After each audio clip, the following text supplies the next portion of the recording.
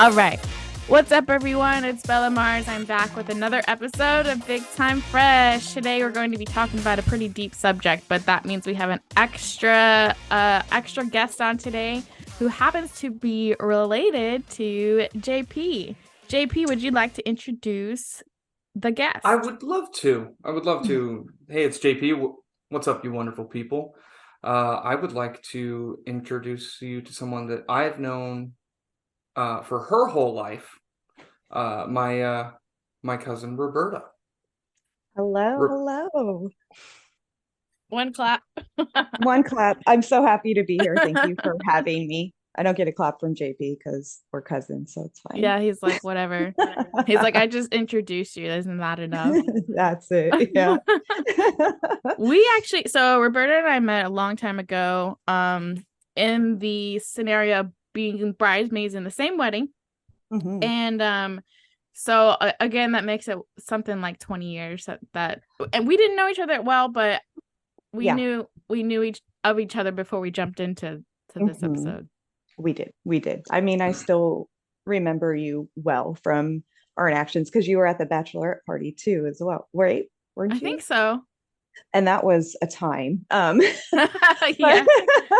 But the interactions that we have that, I did remember are good and positive. And when JP came to me with the idea to have me on as a guest, I was elated. I was like, yes, let's do it. All right. All right. Okay. So this one is something that, so the episode we're going to call this is called, this is going to be about marriage. And I call it Marriage. What is it good for? About kind of after the song. But the reason why I chose did you just get that? I got it, but like, all right, wow, all right, here we go. I almost started singing the rest of the song. Yeah, because for me, it's absolutely nothing now.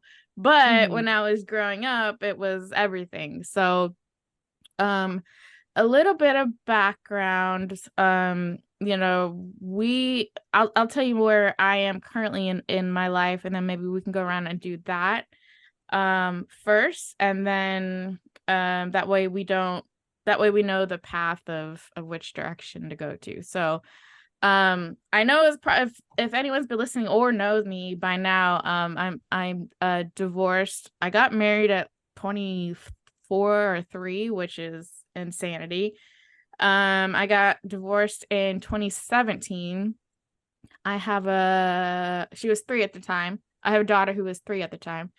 And now I've been single. I had a boyfriend or 2 here and there, but other than that, I've been single. And once I had detached myself from a partner of any type for, I think, after a year, I had and continue to have no interest yet, or for whatever reason, to jump back into something to where I'm gonna have to share my life with somebody. So what is that? 2017. So what? Like, I don't know the math. 5 years? 21, 2, 20, 6 years? 6 years. 6 years. Mm-hmm. Okay. How about JP? How about you? Yeah, I got married the first time when I was 26 in 2009, and to somebody that I had been dating for, I don't know, 6 years. Ultimately got divorced in 2012 when it was finalized. No kids. And then went through a series of relationships and then remarried in 2020. So no, 2019. Woo! Before pandemic. She can't hear me, right? No, she doesn't keep track of it either. And that's a big difference between my previous relationship and this one now. But yeah, and I got remarried. And we have a child together. So that's a little bit of background on me. Roberta? So I am currently in the process of divorcing. My ex and I, we got married when we were 20. I was 25. He was not yet 20, or I'm sorry, I was 26. He was not yet 26. But we were only a couple of months apart. The thing about us, though, is we had been together since we were 15. So we were high school sweethearts. Had those little breakups, a couple along the way, but Sure. always ended up getting back together. Um, Funnily enough, have known each other since second grade. So Oh, wow. we've always been in each other's lives in one form or another because we always ended up kind of crossing paths before we got together. But we got married in 2009, and we have a daughter, an amazing daughter. She is 11. So she was She's pretty born in 2000. spectacular. She's Sorry. Go ahead. No, carry on. Carry phenomenal. on. No, no, I Just will wanted to talk throw that in all there. day. Talk all day about her. And so we got married, 2009, and we separated in June of 2021. And we're still going through the process, of course. Yeah. It's a process. Such a process. Well, the common thing I'm already seeing is that it comes across as we definitely gave it we tried, because it wasn't like a 2-year thing. It was a long ass part of our lives. So Yeah. it's inevitable that we would leave with some kind of trauma. And I think at this point it looks, well, Roberta, your outlook is still wide open, I guess, from how you go from here, depending on how everything pans out. So right now, I feel like the reason why I feel like what I think about marriage is that marriage is not in my, like, I said 10 years. I gave it 10 years, and the 10-year plan is due to a couple of reasons. One, I decided, I had been thinking about it a lot, but didn't talk about it a lot because people were going to have their opinions. But I'm taking the LSAT in June to try to become a lawyer. Thank you. And the reason for that is I feel like I'm having somewhat of an identity crisis because marketing is fun. I'm in marketing and marketing research and everything. And And if you're good I'm at it. Thank you. And I got laid off because of COVID, or right around COVID. And then at the time, so I was doing a lot, most of my projects were for oil companies. And politically, where it doesn't matter, I guess, where anybody stands, but for me, I was like, okay, so climate and environmentalism it's not like a huge thing, but it's definitely something that's important to me. And by working for these oil companies trying to improve their profits, I'm like, kind of killing the exact thing that I stand for. So I was already having kind of an ethical and in my head, I was like, oh, I feel so bad doing this, and it was every day. And then when I got laid off, I kind of feel like it was a blessing because it really helped me understand, like, ooh, like it's just hard to think about going back to something to where I'm helping companies make money, and I don't have a choice of what companies those are if I work in that industry.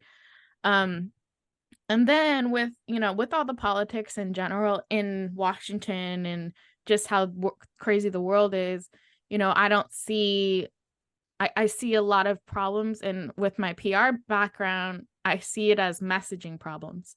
Like, a lot of Americans are actually very similar, but the way that the message is being delivered is not helping anybody. So, 10 years, I give it 10 years because that's when my daughter's going to be out of the house. And the last thing I need are death threats. And then also I can learn the law. So I'm not going into running for Congress as somebody off the street, as many of them are currently. So that's my 10-year plan. And that's why it was easy for me to like put a backseat on or put everything about relationships in the backseat. So that's the trajectory I feel like I'm on now as of today. JP, how about you? I don't have a 10-year plan. I Or I guess like where are you today? today I'm happily married. I have an incredible family. I'm very happy with the material things that I possess. I guess ultimately, what the future looks like for me is to continue to be happy. There's certain milestones that I would like to hit in my career. I'm not in a hurry or impatient to get there. I want to continue to raise the best possible human that I can. Continue to become closer with my wife. And look, I mean, it's we have our challenges. It's not always easy. But for now, I mean, we've all been divorced. For now, we always come to the same end, and the same end is that we love one another. We want to be together. We are still attracted to each other. Especially yesterday, it was a fun day. And Oh no. that's my that's my well, it was our daughter's 19th birthday. And yeah, we had a good time, and we had a good adult time as well. And we were like, but we were like 19-year-olds, and it was That's fun. I'm getting goosebumps. Like, I love that. Yeah. She gets my motor running. But that's my path. I want to continue to be happy. Yeah. There, as far and whatever happiness is. I mean, to me, it's not material things. But it'd be nice to have a couple of toys. I highly focused on her and Joey, sports with Joey. But I mean, I'm where I want to be. Roberta? First of all, I have to say, I love that for you so much, just because knowing what you've gone through and having to really find yourself and find who you are and find your feet. I can't say enough how happy I am for you. You talk about spectacular kids. Riley and Joey, each in their own way, are so amazing, and I love both of them just to death. And you are probably the best dad I have ever come across. You are so considerate and It's what my kind cup and says. loving. It's like it's what you were made to do, honestly, JP. And I just had to go on that little tangent just because it just Do we I'm get to at a see you loss for cry? words. JP, are you gonna cry? I'm a That is crier. the most amazing compliment, and it comes from family, which means it's true. Yeah, it is. It's true. Because he knows. I can humbly say I've heard a lot of people say that was what I was made to do. And I never get tired of hearing it. And every time I'm grateful for people seeing it, acknowledging it, and I instantly think of my dad. So thank you. You are so very welcome. It comes right from the heart. This is about you too. I know. Moving on. It wouldn't be me if I didn't focus on somebody first and then myself, as is my MO. Yeah, I didn't think that was out of character for you. So no, please. All right. So where I'm at, I don't know what trajectory I'm on right now, just because I feel like everything is so up in the air for me. So my focus is really on the things that I can control right now. And one of the things that I can control is myself. So one of the things that I'm really working on is myself and my mental and emotional health. I've been in therapy for a few years, off and on throughout my whole life, but these past few years have been really what's gotten me through. And it is something that is a constant work in progress, because, I've dealt with depression and anxiety my whole life. So it's always something that I kind of have to um, check on with myself and to see where I'm at in regards with that, because I can't take care of anyone else if I don't take care of myself first. And that's something I am also trying to work on. And honestly, uh, doing what I absolutely can for my daughter. She's always my number one priority. So right now, a lot of my focus is on helping her in any way I absolutely can. Um, which is difficult because she's having her own tough time. And again, there's only so much that I can do as one of her parents, but I really hope that I'm doing what it is that she needs me to do. Uh, and then, another thing is learning how to be by myself, learning how to be alone, because that's a tough one for me. I've never been alone, like I got with my ex when I was 15. And when I moved out of my parents' house, I moved right in with him. So I've never been like by myself. And um, I've always been very introverted and kind of like do my own thing. I like my alone time, that sort of thing. So in a way, I'm not gonna lie, it's nice, right? But on the other hand, figuring out how to be alone but not lonely. And Ooh, I like that. I, Yeah. I yeah, am 100% Yeah. codependent, and people close to me know that. The thing yeah, is that when I'm with the right person that allots me to have some independence, that I flourish. But if I'm like by myself, it is only a matter of time before I start to self-destruct. Carry on, Roberta. so here's the thing with me. I wasn't afforded a lot of independence. I didn't get to do a lot of things on my own. Um, Yeah. and if I did, it was for a time until it was, how do I say this, infringed upon. Um, and I could go deeper into that. Maybe we will later. So I really am kind of enjoying that and rediscovering the hobbies that I once had when I was by myself. It's sort of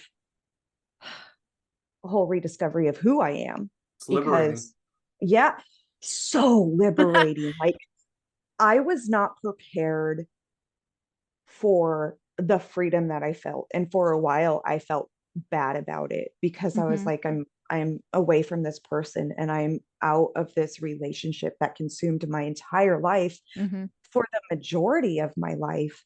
And here I am excited because I don't have to ask permission and I can do what I want and I can go where I want. And I'm not under this watchful eye that's like, what are you doing? Where are you going? Why are you going there? Who are you going to see? Who are you going to be with? When are you going to be home? Yeah. And Which tends so to be common, much more common, but I think people don't realize that's not normal. JP disagrees. Yeah, I grew, I like with the right partner, it's which not normal, but Yeah, it's not which is normal. kissing a lot of, no, it's not, it's not the rule, it's the exception, right? And look, it's not like I can do whatever the hell I want, but my wife does not impede on my joy. Mhm. If we're fighting, I'm not doing a damn thing. But There's no like joy. but like and if I'm not ignoring her, right? Like she needs to feel valued as well, right? But if Mhm. we're in that good spot where everything's gelling, um hey, whether it comes to something monetary or an activity, she's like, go have a good time. Please You're get gonna out go of to a my face. baseball game? I'm Yeah. like, yeah, you want to go? And she goes, I would rather have bamboo shoots shoved up my fingernails. You go ahead though. Yeah. Oh, Like that sounds but nice. so with the right partner, but again, it took me a lot of failure. Also self-reflection, because I'm afraid of myself. I'm not good at it. And I really got lucky because I didn't have myself totally figured out when I met my wife. I still don't. But but I can appreciate what you're saying, because before her, I was in that boat as well. And it's like every time you try to stand up, somebody just pushes you back down. Yeah. And it's terrible. So It's it terrible. actually it kind of goes along with the first thing I want to talk about. So as you were growing up, we had all these ideas of what we thought our spouse and our kids and the family life was going to be. And so going back to that mindset, the happily ever after, you know, I kind of feel like this plays a part in it, because the happily ever after that we grew up with is like, divorce is bad. Do everything you can to not get divorced. Divorce is bad for your kids. Listen to your spouse, blah, blah, blah, blah, blah.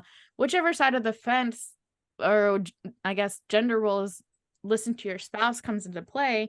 I know for daughters, having to listen to their parents and their fathers tell them what to do, there was no real break in that cycle between going from just, you know, living with your parents and to getting married. And that has nothing to, you know, that doesn't really mean bad on your parents' end at all. It's just listening to your parents. But then you have another, the way I saw it, it's like you have another male in the house, and whether it's directly related or not, you know, maybe it's like back in the back of my mind, it's like, okay, well, this is what he's saying or asking and whatever, and I want to make him happy and not mad at me like my dad would get mad at me or whatever.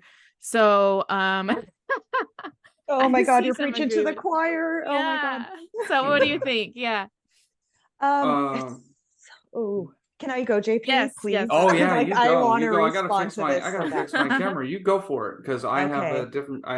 a different perspective. You go ahead. You do, obviously. Yeah. Growing up, I mean, I had this whole big happily ever after, right?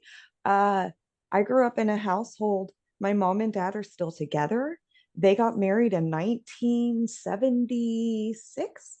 Um, and, you know, my mom is Irish Catholic. My dad is Italian Catholic, you know, grew up in very strict religious household. And yeah, it was, you don't get divorced. You work your way through it. You don't give up. You fight and you make it through the hard times, because the good times are just on the other side. And it's it was difficult, because growing up, I really had this ideal, especially when I was with my ex and we were doing the high school sweetheart thing, where I was like, oh my gosh, we're going to be the exception, right? We're going to stay together forever, and we're going to be the high school sweetheart success story. And we're going to be with each other, and it's going to be like The Notebook, which I hate that movie. It's going to be like Yeah. The Notebook, I love that movie. where I I know used to you be do. like, I oh, know. cute. And now I'm like, Mm-mm. fucking unreal. Right? Yeah. I'm like, I don't buy it. She doesn't know who he is. Yeah. So Um, She's if I picking the can poor guy. if I No way. can yeah, jump in real please, quick. So please do, with please that do. idea, did you find yourself just conceding over and over again Yes, to achieve that thing? I did. And it's not like it was, you know, like it wasn't prolific at that moment, but maybe more of an insidious action that, you know, it just, it was very gradual. It was just very calm. And it's just like, you just keep making, it's kind of like becoming a politician. You just keep selling little pieces of your soul Oh until yeah. there's nothing left. There, you know, That's so honestly, true. JP, it's dead on. That's exactly was what it was, Yeah. because for a really long time, when there were the red flags, and when I was unhappy, and when I knew that we were having problems, there was always this mentality where um, You ignored your I inner would give, voice. I ignored my inner voice, and I would just keep giving and giving and giving until I had nothing left to give. And then you're like, And how did I get here? how did I get here? And But if you're not realizing, taking self-reflection, yeah, yeah. yeah. And, you know, towards the end, it was really one of those things where I just thought I could love enough for the both of us. And if I did, we could make it through it okay. But then I realized I had no more love, and I couldn't continue to give without getting anything back, you know. Yeah. And maybe that's the difference between, my relationship and my parents, although there are a lot of similarities I see. That whole thing where girls marry their dad and we're always like, oh no, I'm not going to do that, right? Oh no. When hindsight is 2020, or sometimes when it's even right in front of your face and you're like, oh crap, I did marry my dad. Yeah. um Yep. that's another part of that reflection, because it's that trauma that you grow up with. Because I'm not saying there was like physical abuse or anything like that, but Right. there are things that growing up that my daddy issues are, that um are the same issues, that not all the same, but some of the same issues that I had with my ex, and Yeah. it was like, oh no, I need to not be in this anymore. Yeah. I And it's married a hard. better I married a better version of my mother. I'm telling you, you said that. Ooh. My Oh, mom you or my wife? trouble. Oh, Both. I'm telling your mom. Oh, she'll agree with you. I know she totally would. I mean, that's such a Go ahead, Is. that's I mean, look at that. That is true about the father, and it's not every aspect of your father. But then I'm like, hold up. He's asking me to do like things, not things, but he's like, I already said I don't want to do this. I don't want to go to the store. Can you go to the store for me? I don't want to go to the store, and I end up going to the store because I get guilted into going to the store. Like little things like that. Kind of definitely started becoming apparent towards the end. Yeah. So yeah, so that's what my happy ever after was, literally the picket fence and the kids and whatever. And Yeah. The 2.5 kids, the mhm. dog, right? Yeah. Yeah. What is it, like the American dream? Yeah, the Not American dream. not And mine. what was your American dream? Or yeah. Yes. I wanted to be like my parents. Yeah, How so? because my mother is the epitome of till death do you part. Not many people get married to an individual and then, hey, 10 years into your marriage, your spouse is going to get sick. They're not going to be able to work. And you are going to have to become the sorry about my camera. I'm working on it. No, you're good. But I can end it in and out, so you're good. You're going to have to be the I apologize. What's the patriarch, matriarch? You're going to have to be the Matriarch. matriarch of a family. And by the way, you're going to be married like three or four times as long as when the spouse was okay. They're not going to be okay, and you're in it. And look, she did it, and Yeah. she did it in stride, and she was stoic. Mhm. And we didn't have money, health wasn't great, Mhm. there was always love. They were best friends. I That's what I wanted. I wanted So that. It's funny that you say best friends, because for a time my ex would be like, oh, you're my best friend, you're my best friend. And I knew deep down I couldn't say the same thing to him, because interesting. Yeah. I felt like I could never really 100% open up to him about my feelings. And that could totally be a me thing, right? Because for a long time there, I didn't talk about what I had going on with me.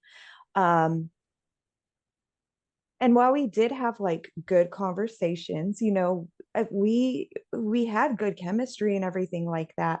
Um,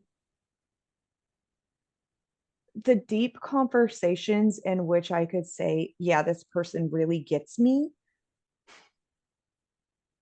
I don't think I was able to say that for a really long time leading Yeah. up to when the separation was. If, I mean, yeah, probably in our teens and our early 20s, he was my best friend. Um, And I really wish I could have said that, because I would have loved to have been best friends with him. That's who you want your partner to Yeah. be, is also your best friend, right? And I mean, that's another realization right there, when you can't say that your partner is your best friend. Yeah. Uh, I felt the same. I felt, you know, I felt like I had somebody to hang out with at home whenever I wanted to. And I loved it, but mhm, there was still things that like I wouldn't consider my best friend. And he didn't really say that about me either. And like looking back, red flag, but like, um, I remember specifically this one instance, we were already married. mhm, We were he loves he loved to flirt, and I should red flag. But we went to this wedding, and we're getting ready to go, like after the wedding, go somewhere to like Applebee's, I think. mhm. And we're all getting in the elevator, we're holding hands, obviously we're married, and he goes to another girl in the elevator. You have the most beautiful eyes I've ever seen, in front of like Oh, the hell elevator. no. Yeah, and in front of everyone in the elevator, and I like squeezed his hand really, really hard. And I'm like, when everybody got off, I was like, why What the a fuck do dick. you say that? And Sorry. he's like, what Can do you we mean? cuss? Yeah. And I Okay, was good. like, Sorry. and I was like, he's like, what do you mean? So gaslight, I didn't know what Total That's gaslighting was. gaslighting. yeah, that's Yeah. Oh my It's God. like, what do you gaslighting. mean? Yep. What do I mean? Yeah. So shit, like red flag. I mean, there are so many of those that I'm Mhm, like, okay, so my best friend would never do something like that to me. mhm. And so from that point forward, it was like it changed my everything for me. I think that's one of the Mm. things that it comes down to, is you're like, my best friend would never treat me like this. Mm-hmm. My best friend would never get angry at me because I refused to watch a video they wanted me to see, Yeah. because I didn't like the person. Or um, my best friend, wouldn't completely ignore me, like make the effort to completely ignore me for days on end, stuff like that. And I Yeah. think it is one of those things where you're like, but this isn't how you treat a friend. This isn't how you treat a partner. Yeah. Not to Yeah, say, that Yeah. I Yeah. and see, I can concur with that, because it's like the baseball, the video thing that you mentioned, right? It's like, hey, I sent you this video, you want to watch it? And it's like, oh, I'm not into that thing. I'm not going to mm-hmm. enjoy it. Oh shit, I'll stop sending it to you then. Yeah. Sorry. Oh, cool, no problem. Let's move on. Not let's But make this into a big fight. because there are plenty of other, well, I'm speaking for myself. There are Mhm. plenty of other things that we share together. I mean, my marriage catches on fire when football comes on, but I mean, like, it's that stuff. And I think that's where the difference is between the three of us, right? Like you know and I mean, hey, we all got married in our 20s, right? Mhm. That's Did you know a problem yourself number one. in your 20s? Oh, Did you really know who No, you were? oh Yeah. no. no, Yeah. no, no, No, no. none of us. Mm-mm. And if you're 20 and you're listening and you think you have yourself figured out, good for Nope, you. nope. You are the 0.5% of the entire population that has it all figured out. Congratulations. Can I add to that you may think you have it Yeah. figured out, but you do not have it Yeah. figured out? If I could go back and talk to my 20-something-year-old self, I would kick her ass. Like, Yeah. what are you doing? What are you thinking? Like, get your shit in order. It's But like, it's fine. I haven't even 24 really hadn't even really started a career.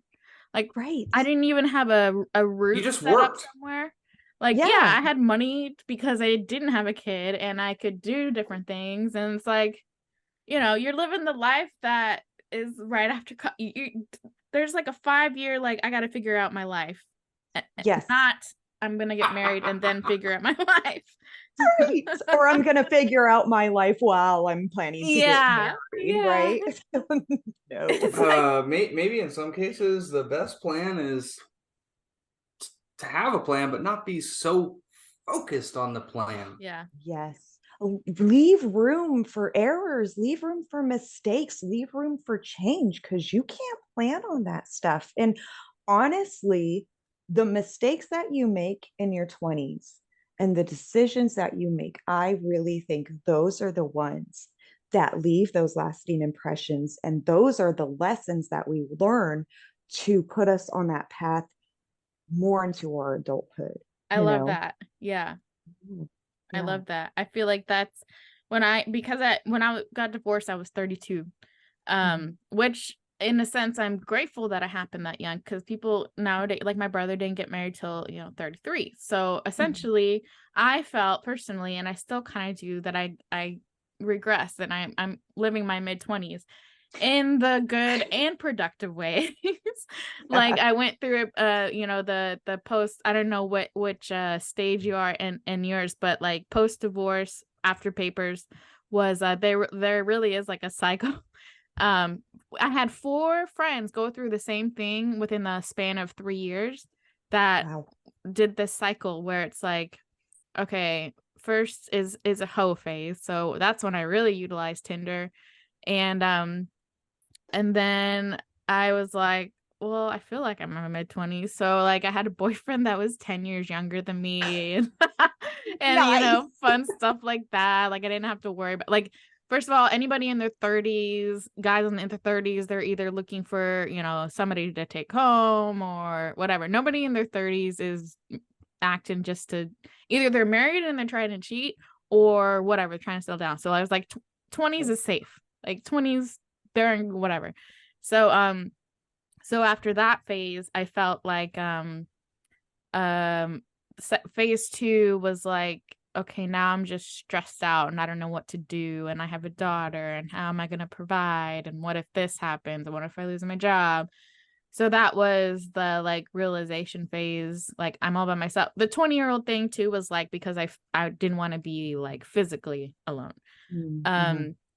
But then came this the most magical part of everything was just like, you know what? I kind of like having 4 hours to binge watch and not have to wait for somebody to catch up. And Yes. and Yes. you know what? I just want to eat popcorn for dinner and like shit like that. It's like, Mm-hmm. Yeah. So yeah. Yeah. a true sense of self, or because again, I've said it, I'm codependent, and I concede a lot, and sometimes I'm somewhat passive. And I remember a very, very distinct moment in dating my wife, that I was on a business trip, and I was supposed to be back at a certain time, and we were very new, and I wasn't going to get back at that time, and by no fault of my own, I was at the mercy of someone else's travels, and basically she called me up and she's like, hey, I don't think this is going to work out. um it's just, you know I think we might as well just go ahead and end it right here. And I was in another state, like not able to get back. Oh my And I God. remember going, hey, yep, I get it. I'm sorry. I understand. Um, and if you change your mind, you got my number. If I were in my 20s, no, please don't go, blah, blah, blah, this and that. And what was going through my head, that's how I sounded. But in my mind, I'm like, she's a freaking knockout. Like, she's out of my league. She checks all the boxes. She's brilliant. She's beautiful. Like, this sucks. But I gotta stay true to myself. And it was hard, because I'm like, am I letting her get away because I'm not trying hard enough? And I said it anyway, like, just. And then she called me the next morning, and she's like, hey, so I was drinking with my sister, and my wife, who is a very independent, strong, proud woman, to go back to what you were talking about the perennial dynamic, or you're supposed to find a man and take care of that man and blah blah blah. Like, my wife missed that class, like, and thank God she did. Yeah. And basically she calls me up and says, "Hey, I was drinking with my sister, and I'm not happy that you weren't back when you said you would be. But she's like, if we can just put that behind us and pick up where we left off, I'd like that." I was like, hell yeah, absolutely, totally. She wasn't gonna say, "I missed you. I was disappointed that you weren't coming. I was hurt." That wasn't gonna come out of her mouth, but in her own way, um, that's she Yeah. yeah. Yeah. You get what I'm saying. Yeah. And oh my God, did I do a backflip? Because it was just like I did what I needed to do. Mhm. She did what she needed to do. Yeah. We're independent. We're still together. This is Yeah. awesome. You didn't bend to the your old ways where you're like, no, no, no, I couldn't do it. It's not my fault. I had to do this. You're just like, I didn't if that's beg. how you feel, Yeah. that's fine. I didn't beg. And Maybe that's the difference between marriage in the 20s versus marriage in the 40s, right? Marriage in yeah. the 20s, like there's still drama and insecurities and whatever else you want to tack in there that's, specific to your situation. I think in our 40s, we're all under that mentality where it's like, we don't have time for this bullshit, Mhm. right? Let's not play games. Let's get to the brunt Yeah. of the matter. Don't worry, is when you turn 40, Figure you'll understand, as people say.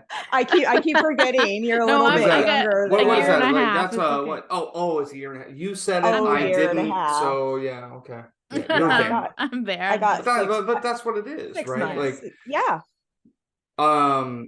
and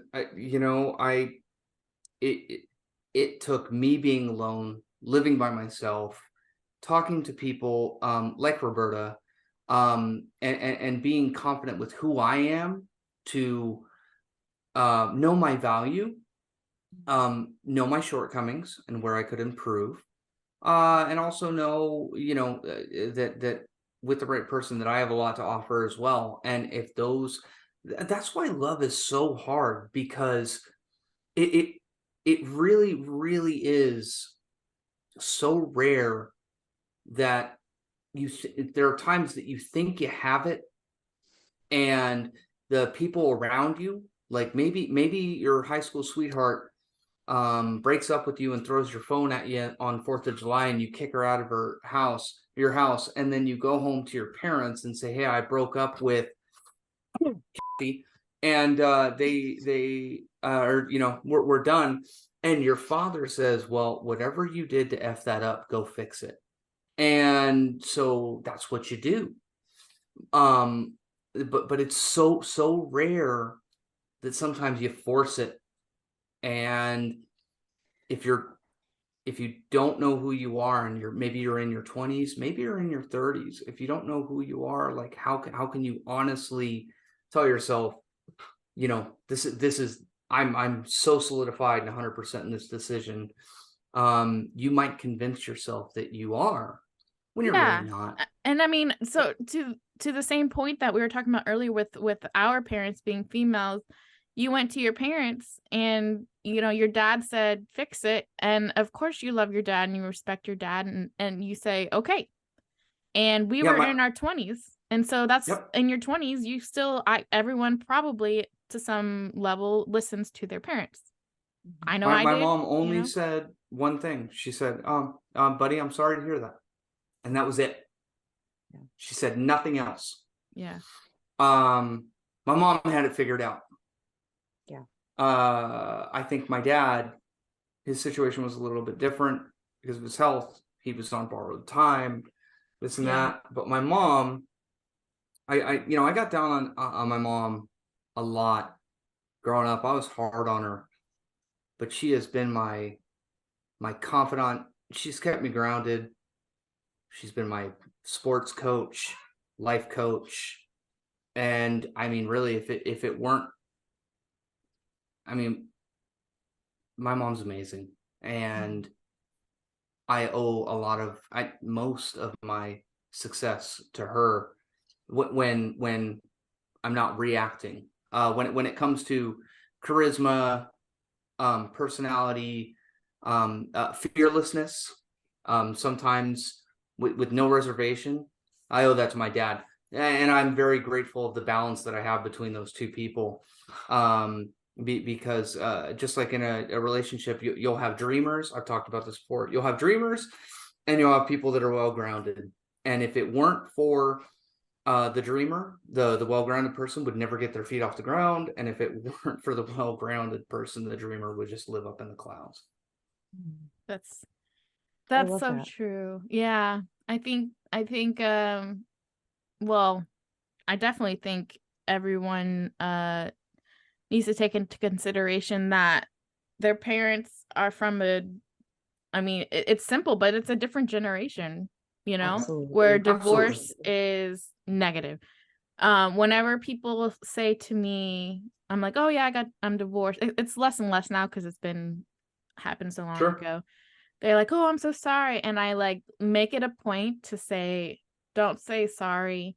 This is a good thing because Mhm. I'm happy, the household's happy, my daughter's gonna be seeing happiness versus staying depending who I know. I don't explain all this, but it's like, I'd rather her see a happy, flourishing mom Yes. who can do whatever she wants, and make her own decisions versus living in that environment where there's arguing and blah blah. And I mean, some arguing is great, or is important, but that's where I'm like, this is a good thing, and please don't frame it as something else. I could argue that maybe the negative connotation with divorce should really be more focused on the fact that people maybe rush, or they think it's part of a process, or it's the next logical step to get married in the first place, when Mhm. they're unsure about themselves, they're unsure about their partner, they have peer pressure, they have parental pressure, and with that, like, hey, maybe before you get hitched, wait a year, or and then divorce is not a bad thing. It's not. Mhm. I think the bigger bad thing is the pressure that is put on our youth to find a mate, settle down, Mhm. and start your life. Make babies. And the problem with that is that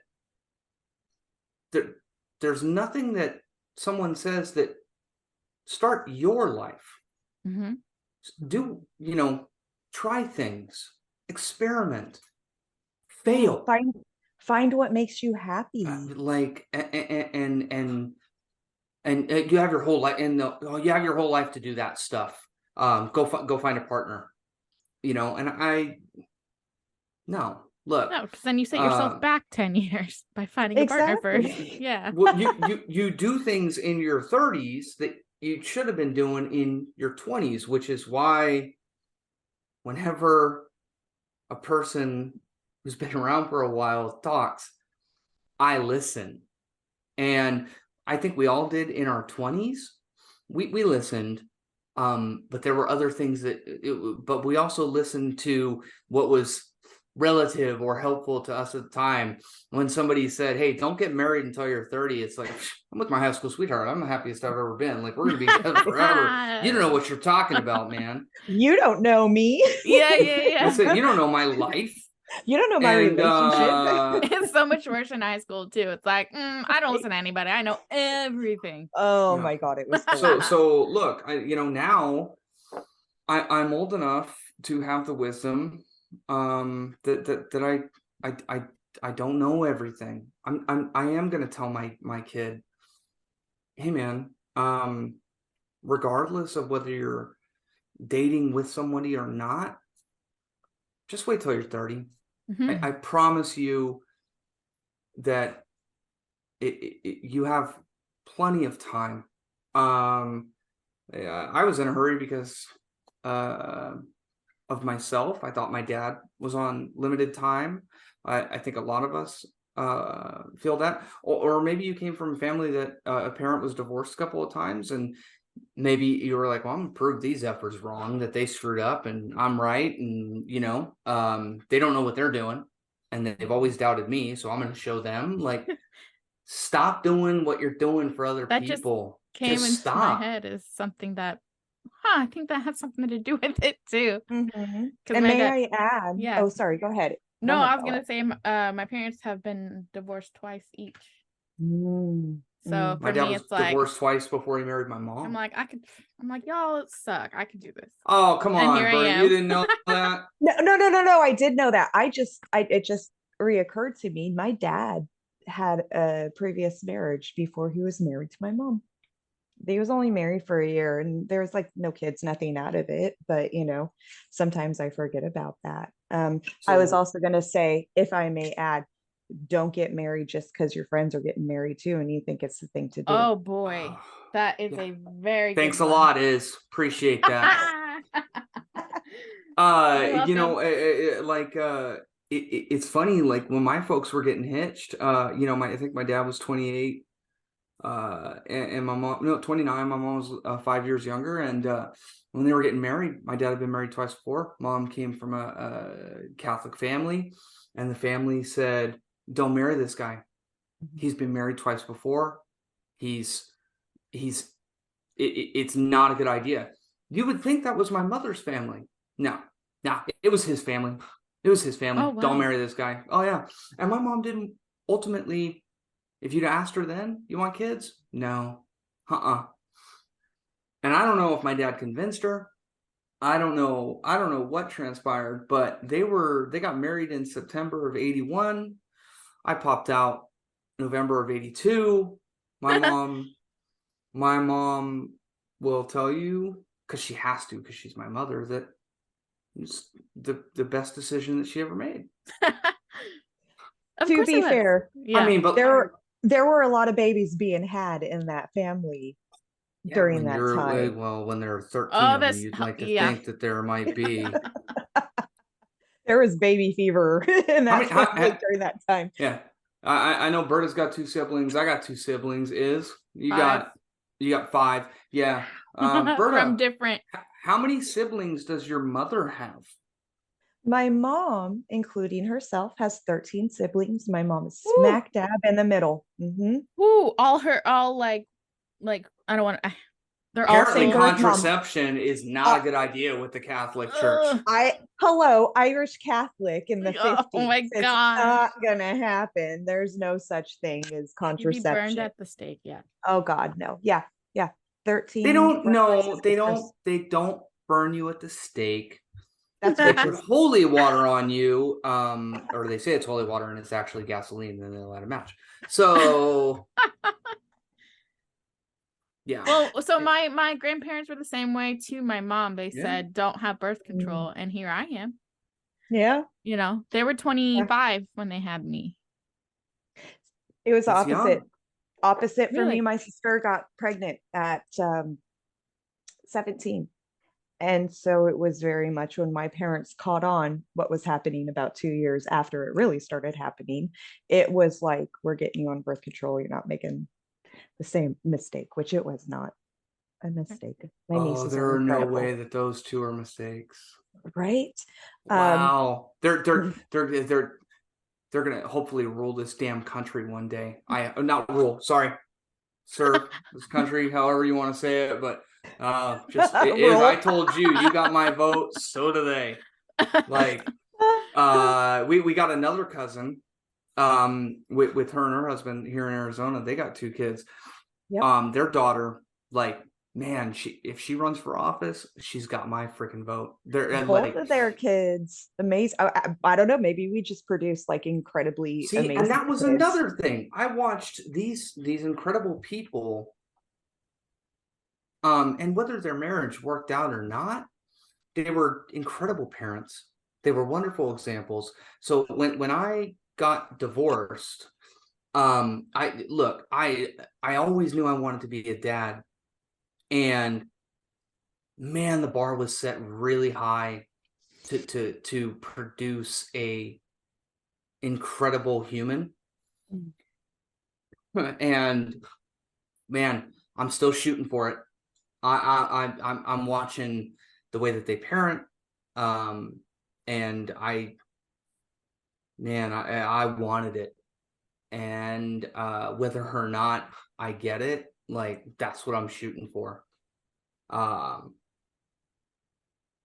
the Yeah, fact that you're putting so much effort, I mean, that you are even bringing the fact that you want to have a great human that you're raising means that that's exactly what you're doing. Like it's in the forefront of your decisions of life. Yeah. Life decisions.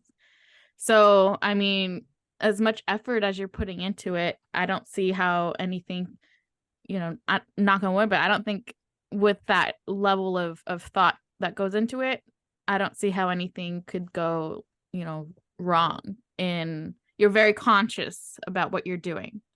So it's not like, oh, I'm not going to take him to this because no, you're thinking about the impact that's going to have on him if you don't do that, which is very wise. And I think that's something else that's missed out on if you have kids too early. You know what I mean? Yeah, I mean, look, he's not a accessory. Right. He's not something. I mean, I love showing him off, but what I like to think for Of the right course. reasons, like, and look, I was way too selfish in my 20s to have children. Matter of fact, that was a argument toward the end of my marriage, is that we were having some struggles, and she wanted to have a baby, and I said, hey, I do, but we have to work this stuff out before we bring a child into this world. And her response is something that I'll never forget. And she said, the reason that you don't want to have a child is because then you would have to think about somebody other than yourself. Oh my God. Ouch. And that's the and she's right. Yeah. She's right. In my 20s, I was selfish. I was doing things in my 20s that I could not do today, and I was never going to have another chance to do them again. Yeah. And to go back to it, like, you should be selfish in your 20s. You should try things. Go, if you've never been in a plane, before you take that trip to someplace, go skydiving. If I enjoyed it. I mean, me, no, thank you, but sure. No, I'm good. I'm good. But I mean, like, try an instrument, like, even though you didn't play, like, you have to be a little bit selfish, because you are never going to figure out who you are if you just sit in your room and stay in a box. Right. Like, you have to step out of your comfort zone. Yes. Also, babies don't fix things, they create more problems. Ugh. I could tell you that firsthand. Because, my ex and I, we were adamant about being child free. And then, I caught the baby fever, and it was something that we disagreed on. And I'll never forget the way he told me that we could start trying. He looked at me, it was in a public place too. He looked at me and he goes, well, I guess you could stop taking your birth control now. Like, that's the, consensus you want to come to have a baby, right? Romantic. Yeah. Romantic, super romantic. And I mean, even then, I knew there were things, right? There were red flags. You can't agree on a show? You think you're going to agree on how to raise a child? How to raise a child. But here I was, because I was so idealistic still, and still so full of love for that man, that I thought, okay, we're going to have a baby, and I'm going to be the best mom that I can be. And he's going to see how much love I have in for this child that we made together. I'm still going to love him so much, just, it was still a part of that idealism that goes along with the happily ever after, circling back to that, where no, it's not. A baby is not a way to fix things. A baby is not a way to bring you closer together. It's a human being. It's a human being. Go ahead. Oh no, and I was just going to wrap it up with saying this, because this is something that my therapist said to me, and especially rings true because this is what I've been going through when we separated, when, going through this divorce. Did I make the right decision for my daughter to grow up in? And feeling as though I was doing a disservice separating her parents and giving her two different households and having her see him on the weekends. And was I ruining her life? And am I being a good enough mom? My therapist told me, she said, usually the parents who worry about if they're doing a good enough job are the ones that are, because And you know what? That's I was going to beautiful. say something, but yeah. Bella, you've got experience with that I don't. That's exactly what she said to me. My therapist, said to me. It's just Wow. I mean, that was almost like one of the things that I'm like locked in immediately. I'm not like, I still don't see it, I don't understand, but it made so much sense. Like, there's some people who go through life and they're just like, this guy's a tag along, like this kid, I just have to feed Right. him and whatever. My baggage or whatever. Yeah. Yeah. Just like their parenting style, and that's whatever, that's them. But yeah, the fact that we care so much is a testament to what kind of parent we are in the first place. And then the other point I think it had to do with, oh yeah, so to wrap it back around to what we think love is, and how do we determine what love is. And I still don't think I know, just because I don't know if it's because I don't have a significant other. The love that I know exists between myself and my daughter and myself, because that's the type of love where I know I would do anything for her, absolutely anything. That's the definition of love that I know and I'm comfortable with and I'm strong with.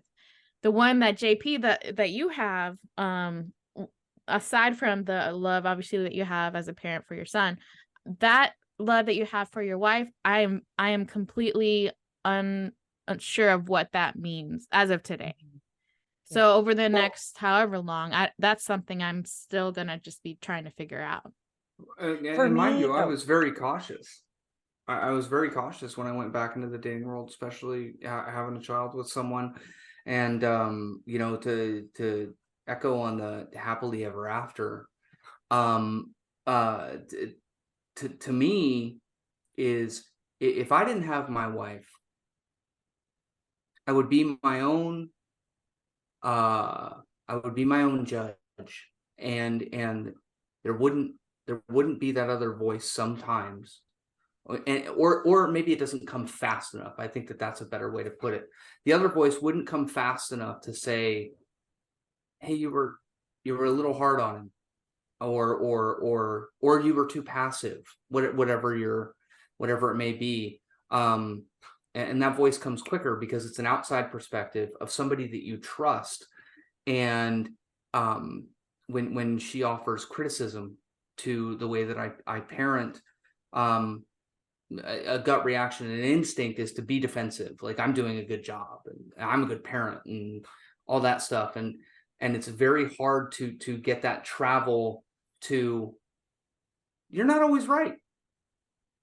Like, you're not always right. Like, and that's my happily ever after, because I mean, she makes me a better person. She makes me a better spouse. She makes me a better father. And I couldn't be as good as I am today without her. And in an argument, in a fight, in the moment or whatever, she's much better at getting that travel than I am. And she doesn't always have patience, but again, that end place, we always get to that end place. I'm a better person because of my wife. I like to think that my wife's a better person because of me.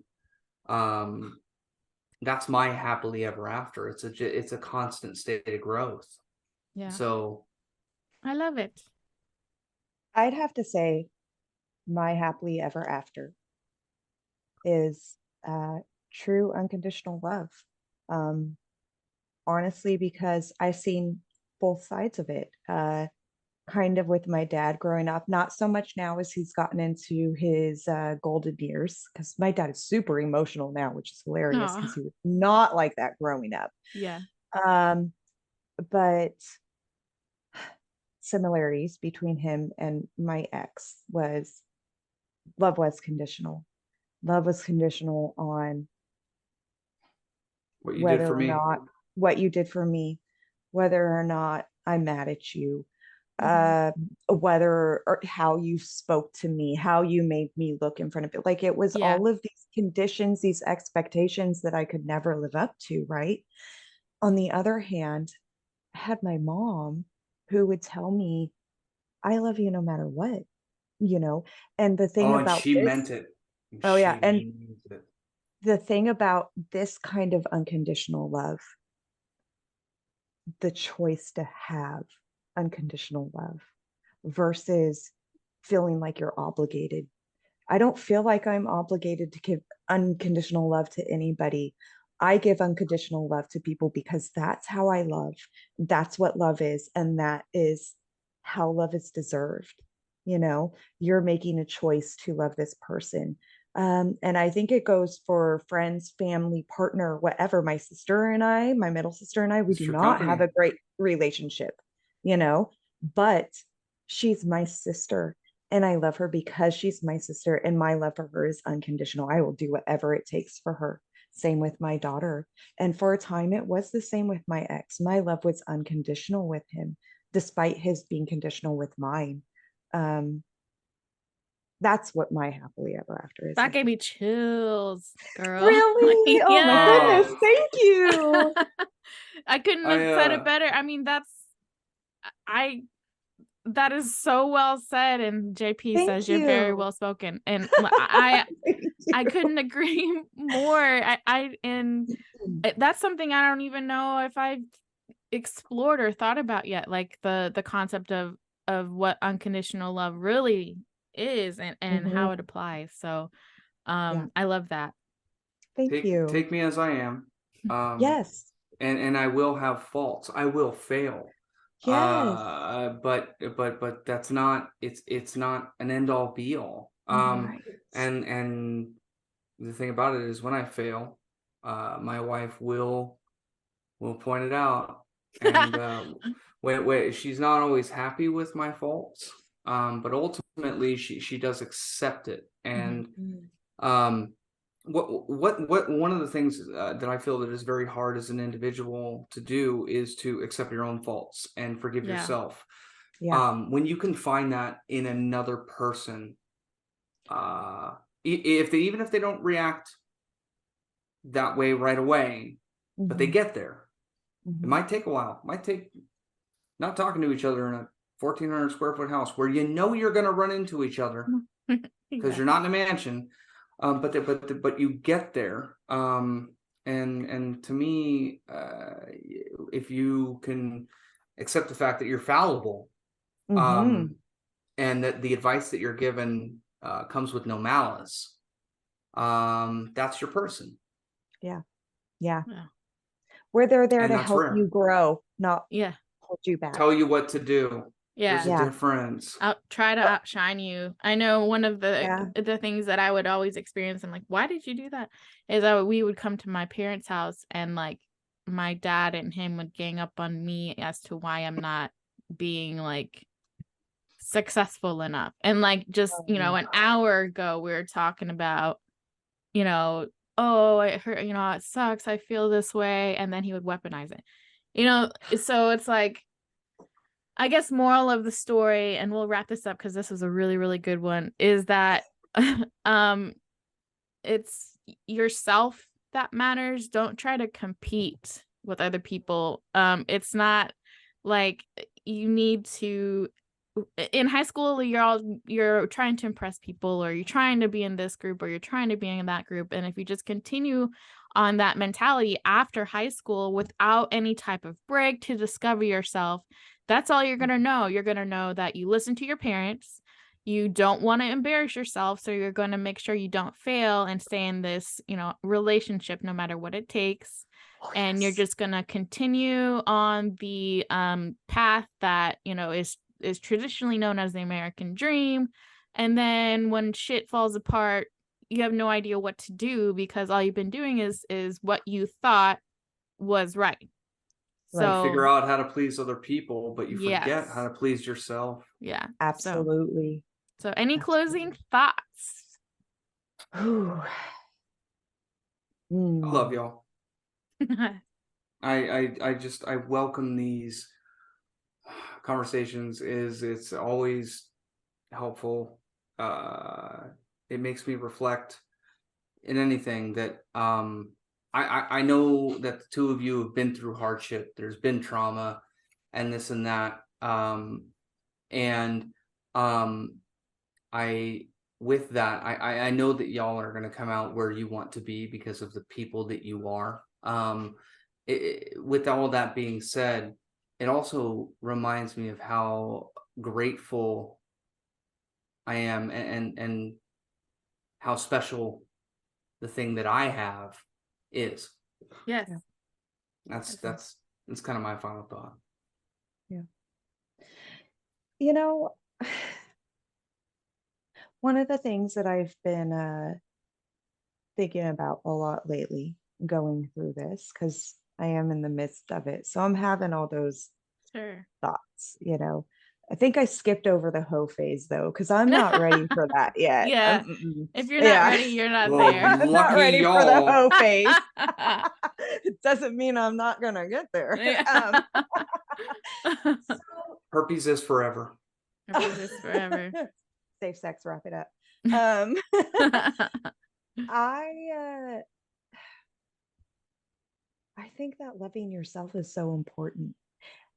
And It's hard. yes, it's hard, and loving other people, it's so easy to put other people and their needs in front of you and in front of your own.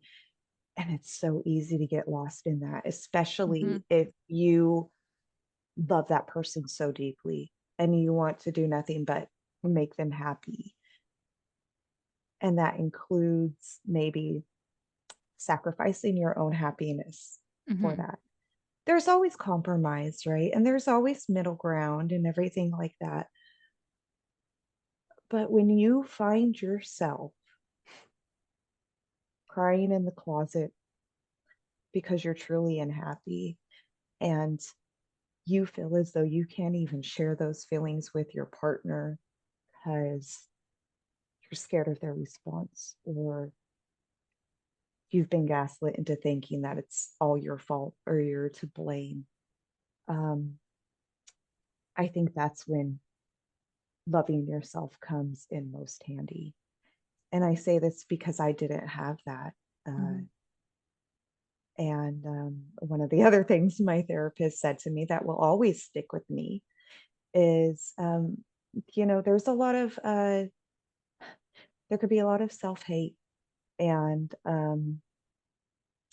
intrusive thoughts and bad self talk when you're going through things like this. Because, yeah, you're looking at your faults and you can admit your faults, but it's also like you feel like fucking failure. And one of the things she said was, the things you say to yourself, would you say that to a friend? And I was like, gosh, of course not. Like, I love my friends and I respect them. And she was like, well, why would you say that to yourself? You need to be your own best friend and you need to treat yourself kindly and you need to take care of yourself. And I think first and foremost, that's what it comes down to. And like JP said, you know, sometimes people look at it as being selfish, but that's when that time and point where you need to be selfish and you Yeah. need to really take a look at what's good for you and where you're at and that point in your life, and just Mhm. like what's kind of leading you to all of this. And Yeah. taking that hard look in the mirror, sometimes it's difficult, but we all need to do it at some Yeah. point. Beautiful. Thank you. Well, I want to have you back next week time. Okay. Surprised. Three is three is not a crowd. I love this so much. And we do have very different perspectives. And I think we had a whole nother section planned, but this one went so well that we'll move it to the next one. It'll be a good cliffhanger. So so with that, I want to be continued. Yes, Go to ahead, be Iz. continued. So with that, I want to thank you so much, Roberta, for coming on and providing your perspective. And JP, as always, for this episode specifically, thank you for this idea and putting this together. It was a great conversation. So with that, I'm going to wrap it up. And for everybody out there, thanks for listening, and we will see you next time. Peace. Everything in moderation except, that's right, heroin. I don't have a sign off, but I can come up with one. Okay. Bye. Bye.